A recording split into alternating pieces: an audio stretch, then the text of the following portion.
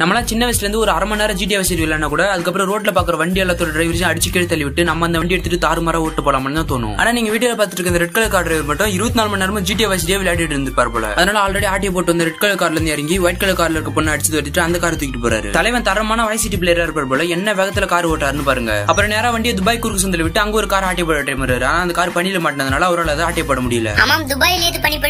அப்புறம் மறுபடியும் அதே கார் எடுத்துட்டு போற பக்கம் ஒரு பிளாக் கலர் காரை வரச்சு விட்டு அப்புறம் ரைட்ல இண்டிகேட்டர் போட்டு லெஃப்ட்ல திருப்பி இன்னொரு காரை அடிச்சு தள்ளி அவருடைய காரை விட்டு வெளியே வந்து ஆக்சிடென்ட் ஆன காரோட பொண்ணு அடிச்சு வெளியே இழுத்து போட்டு அந்த காரையும் ஹைஜாக் பண்றாரு. அப்புறம் அங்க இருந்து ஒரு யூட்டனை போட்டு இது ரியல் லைஃப்ன்றத மறந்து சிக்னல் நிக்காம போனதுனால அங்க ஒரு பெரிய ஆக்சிடென்ட் பண்ணிடுறாரு. தலைவன் அங்கேயே எழுச்சிட்டு போட்டுமா போல. அதனால அவருக்கு ஒண்ணுமே ஆகல. போலீஸ் எடுத்துறாங்கன்னு தெரிஞ்ச உடனே இன்னும் வேகமா இறங்கி இன்னொரு காரை ஹைஜாக் பண்ண ட்ரை பண்றாரு பாருங்க. 5 ஸ்டார் போலீஸ் கேஸ் அதனால எல்லா பக்கமும் அவரை போலீஸ் சுத்தி வச்சிட்டாங்க. அதுக்கப்புறம் அவரால் ஓட்டத்தை தவிர வேற எதுவுமே பண்ண முடியல. அப்புறம் கடைசியா பதட்டத்துல தலைவன் ஒரு வெளியே கூட எதிர்க்க முடியாம போலீஸ்ட மாட்டிட்டாரு.